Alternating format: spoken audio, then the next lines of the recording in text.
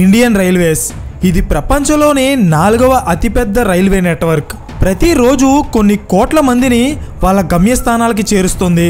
అయితే రీసెంట్ టైమ్స్లో మనమంతా చాలా ఈజీగా ట్రైన్ జర్నీస్ చేసేస్తున్నాం.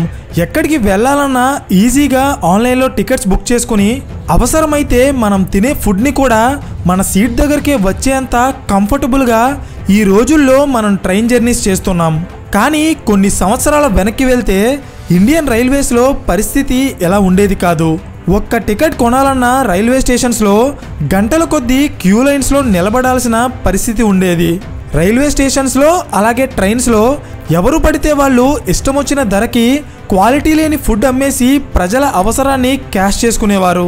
సో రిజర్వేషన్స్ కోసం గంటల కొద్దీ క్యూ లైన్స్లో నిలబడలేక క్వాలిటీ లేని ఫుడ్ తినలేక ప్యాసింజర్స్ చాలా కష్టాలు అనుభవించేవారు.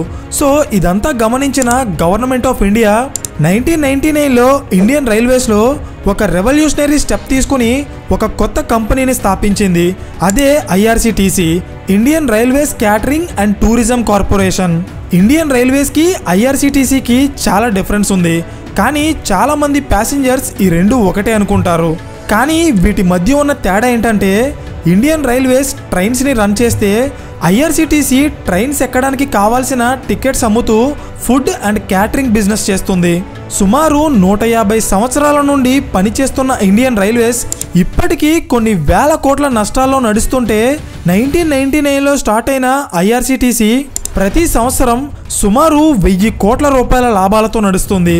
అయితే ఐఆర్సిటిసి అండ్ ఇండియన్ రైల్వేస్ రెండూ కూడా గవర్నమెంట్ ఆర్గనైజేషన్సే అయినప్పటికీ కూడా ఐఆర్సిటిసి ఇంత సక్సెస్ఫుల్ బిజినెస్గా మారడం వెనక ఆ కంపెనీ ఫాలో అవుతున్న బిజినెస్ మోడల్ ఏంటో నేను ఈ వీడియోలో చెప్పబోతున్నాను. Hello everyone, welcome to today's video and this is your friend Surya. 1999లో Indian railways catering and tourism సర్వీసెస్కి ఒక సెపరేట్ ఆర్గనైజేషన్ని ఎస్టాబ్లిష్ చేస్తూ ఐఆర్సిటిసిని ఫామ్ చేశారు. ఇనీషియల్ డేస్లో ఇది కేవలం క్యాటరింగ్ సర్వీసెస్ని మాత్రమే అందించేది. కానీ 2002లో IRCTC first time online ticket booking సర్వీసెస్ని కూడా లాంచ్ చేసింది. అంటే మనం ఇంటర్నెట్ ఉంటే ఆన్లైన్లో టికెట్ బుక్ చేసుకోవచ్చు అన్నమాట. కానీ 2002 టైంకి ఇండియాలో కంప్యూటర్స్ని కానీ ఇంటర్నెట్ని కానీ ఎవరు పెద్దగా యూజ్ చేసేవారు కాదు. ట్రైన్ టికెట్స్ కోసం ప్యాసింజర్స్ గంటల కొద్దీ క్యూ లైన్స్లో నిలబడకుండా చేయాలని ఐఆర్సిటిసి ఆన్లైన్ టికెట్ బుకింగ్ సైట్ని ఓపెన్ చేసిన ఆ రోజుల్లో ప్రజలకి ఇంటర్నెట్ అందుబాటులో లేకపోవడం వల్ల పెద్దగా ఎవరు కూడా ఐఆర్సిటిసిలో టికెట్స్ బుక్ చేసుకునేవారు కాదు. కానీ రీసెంట్ టైమ్స్లో సిచ్యువేషన్ మారింది. ఇండియాలో ఇంటర్నెట్ రెవల్యూషన్ వచ్చాక స్మార్ట్ ఫోన్స్ యూసేజ్ పెరిగి ప్రతి ఒక్కరూ కూడా వాళ్ళకి కావాల్సిన టికెట్స్ని ఆన్లైన్లోనే బుక్ చేసుకుంటున్నారు. 2005 టైంకి ఇండియాలో టెలికాం సర్వీసెస్ చాలా కాస్ట్లీగా ఉండేవి. అంటే ఒక ఎస్ఎంఎస్ పంపించడానికి కూడా చాలా ఎక్కువగా డబ్బు ఖర్చు అయ్యేది. సో అలాంటి టైంలో ఐఆర్సిటిసి ఆన్లైన్లో వాళ్ళ టికెట్స్ బుక్ చేసుకున్న కస్టమర్స్కి ట్రైన్ టికెట్స్ యొక్క డీటెయిల్స్ని ఎస్ఎంఎస్ రూపంలో కాకుండా పోస్టల్ సర్వీసెస్ ద్వారా వాళ్ళ ప్యాసింజర్స్కి అందించేది. కానీ ప్రెజెంట్ ఇండియాలో టెలికాం సర్వీసెస్ యొక్క కాస్ట్ తగ్గడం వల్ల మనకి ట్రైన్ టికెట్స్ యొక్క డీటెయిల్స్ అన్నీ కూడా ఎస్ఎంఎస్ ద్వారా వచ్చేస్తున్నాయి. సో ఇలా 1999లో స్టార్ట్ అయిన ఐఆర్సిటిసి 2008 వచ్చేటప్పటికి స్లో అండ్ స్టడీగా వాళ్ళ బిజినెస్ని గ్రో చేసుకుంటూ వచ్చింది. అండ్ అలాగే ఈ కంపెనీకి వస్తున్న లాభాలు కూడా పెరిగాయి. సో ఇది గమనించిన ఇండియన్ గవర్నమెంట్ ఐఆర్సిటిసిని ఒక మినీ రత్న పబ్లిక్ కార్పొరేషన్గా అనౌన్స్ చేసింది. అంటే ఈ కంపెనీకి ఫైనాన్షియల్ పవర్ని, అటానమీని పెంచుతుందన్నమాట. అయితే ఇక్కడ మీకు ఒక ఇంపార్టెంట్ విషయం తెలియాలి. అదేంటంటే ఇండియన్ గవర్నమెంట్ ఐఆర్సిటిసిని క్రియేట్ చేసినప్పుడు ఐఆర్సిటిసికి ఇండియన్ రైల్వేస్లో ఉన్న 3 బిజినెస్లో మోనోపోలీ రైట్స్ ఇచ్చింది. మోనోపోలీ రైట్స్ అంటే ఆ పర్టికులర్ బిజినెస్ని ఐఆర్సిటిసి తప్ప ఇంకా ఎవరూ చేయకూడదు. అంటే ఐఆర్సిటిసికి అసలు ఇండియాలో కాంపిటీషనే ఉండదన్నమాట. అయితే ఐఆర్సిటిసికి మోనోపోలీ రైట్స్ ఉన్న ఆ 3 బిజినెస్లు ఏంటంటే బిజినెస్ నెంబర్ 1, ఆన్లైన్ ద్వారా రైల్వే టికెట్స్ని ఒక్క ఐఆర్సిటిసి తప్ప ఇంకా ఎవరూ అమ్మకూడదు. బిజినెస్ నెంబర్ 2, ఇండియన్ రైల్వేస్లో ఫుడ్ అండ్ క్యాటరింగ్ సర్వీసెస్ని కేవలం ఐఆర్సిటిసి మాత్రమే ప్రొవైడ్ చేయాలి. బిజినెస్ నెంబర్ 3, రైల్వే స్టేషన్స్లో కానీ ట్రైన్స్లో కానీ ప్యాకేజ్డ్ డ్రింకింగ్ వాటర్ని ఐఆర్సిటిసి తప్ప ఇంకా ఎవరూ అమ్మకూడదు. సో ఈ 3 బిజినెస్లలో ఐఆర్సిటీసీకి ఎక్స్క్లూజివ్గా మోనోపోలీ రైట్స్ ఉన్నాయి. అయితే ఈ పవర్ని యూజ్ చేసుకుని ఐఆర్సిటీసీ ప్రతి సంవత్సరం తన ఆదాయాన్ని ఎలా పెంచుకుంటుందో చెప్తాను, జాగ్రత్తగా వినండి. ఈ వీడియో చూస్తున్న మీలో కొంతమందికి ఒక డౌట్ రావచ్చు, సూర్య మీరు ట్రైన్ టికెట్స్ని కేవలం ఐఆర్సిటీసీ మాత్రమే అమ్మాలి అంటున్నారు, కానీ Paytm and make my trip లాంటి ప్రైవేట్ కంపెనీస్ కూడా ట్రైన్ టికెట్స్ని అమ్ముతాయి కదా అని. ఇన్ కేస్ ఈ డౌట్ మీకు వస్తే దీనికి రీజన్ చెప్తా చూడండి. Paytm and make my trip లాంటి ప్రైవేట్ కంపెనీస్ ట్రైన్ టికెట్స్ని డైరెక్ట్గా అమ్మవు. వాళ్ళు ఐఆర్సిటీసీతో ఒక అగ్రిమెంట్ చేసుకుని ఐఆర్సిటీసీకి సంబంధించిన టికెట్స్ని కొంత కమిషన్ వేసుకుని వాళ్ళ ప్లాట్ఫామ్స్లో అమ్ముతారు.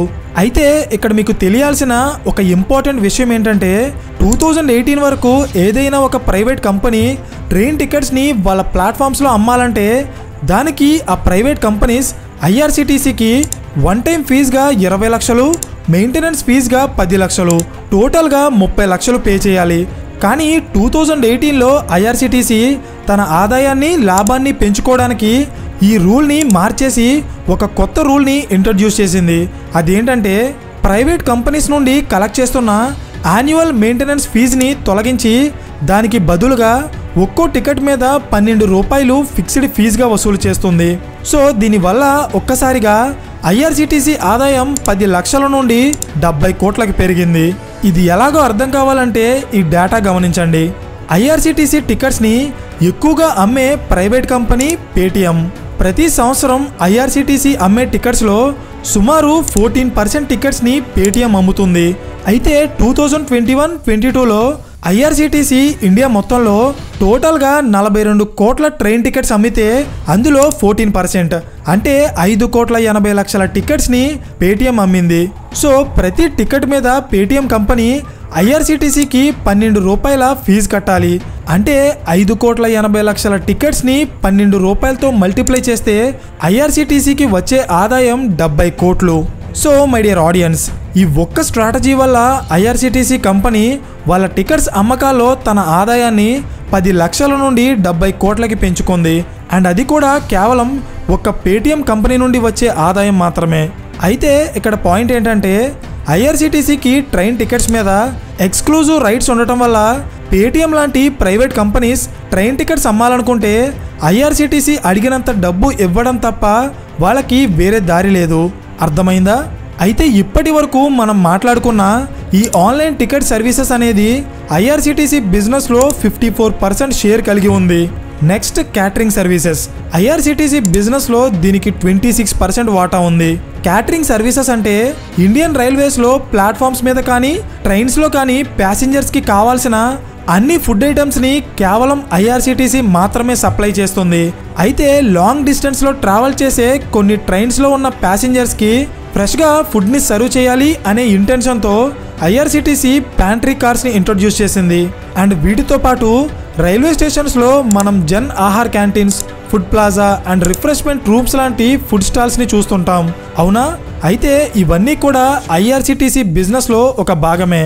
ఇలాంటి డిఫరెంట్ ఫుడ్ స్టాల్స్ని ఐఆర్సిటీసీ రైల్వే స్టేషన్స్లో ఎస్టాబ్లిష్ చేసి డిఫరెంట్ కేటగిరీ ఆఫ్ కస్టమర్స్ని టార్గెట్ చేస్తూ వాళ్ళ రెవెన్యూ పెంచుకుంటుంది.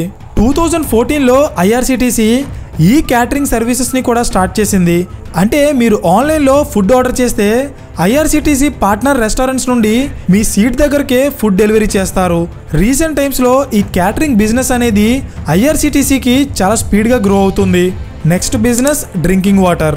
రైల్వే స్టేషన్స్లో కానీ ట్రైన్స్లో కానీ ఎక్కడ చూసినా ఎక్కువగా ఈ రైల్ నీర్ అనే ఒక వాటర్ బాటిల్ బ్రాండ్ కనిపిస్తుంది. ఎందుకంటే ఇది కూడా ఐఆర్సిటీసీకి సంబంధించిన బ్రాండే. ఐఆర్సిటీసీకి రైల్వే స్టేషన్స్లో అండ్ ట్రైన్స్లో ఎక్స్క్లూజివ్గా డ్రింకింగ్ వాటర్ సప్లై చేసే రైట్స్ ఉన్నాయి. సో ఐఆర్సిటీసీ ఈ బిజినెస్ని వేరే కంపెనీస్కి కాంట్రాక్ట్ ఇచ్చి దాని మీద కమిషన్స్ వేసుకోకుండా సొంతంగా ఐఆర్సిటీసీయే రైల్ నీర్ అనే ఒక వాటర్ బాటిల్ బ్రాండ్ని క్రియేట్ చేసి ప్రతి సంవత్సరం సుమారుగా 300 కోట్ల రూపాయల బిజినెస్ చేస్తుంది. ఇది ఐఆర్సిటీసీ చేసే టోటల్ బిజినెస్లో 10% రెవెన్యూని జనరేట్ చేస్తుంది. Last but not least, IRCTC company చేసే లాస్ట్ బిజినెస్ టూరిజం. కానీ దీంట్లో ఐఆర్సిటీసీకి ఎలాంటి మోనోపోలీ రైట్స్ లేవు. సో బిజినెస్ జరగాలంటే వేరే కంపెనీస్తో పోటీ పడాల్సిందే. ఐఆర్సిటీసీ ఈ బిజినెస్లో ప్యాసింజర్స్కి డొమెస్టిక్ అండ్ ఫారిన్ టూర్ ప్యాకేజెస్ని ఆఫర్ చేస్తుంది.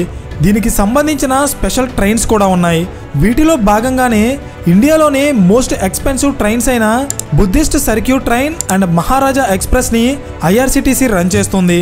సో ఇండియాలో మాత్రమే కాకుండా అమెరికా, యూరోప్ అండ్ ఆస్ట్రేలియా లాంటి ఫారెన్ కంట్రీస్లో కూడా ఐఆర్సిటీసీ వాళ్ళ బిజినెస్ ఎక్స్పాండ్ చేసింది.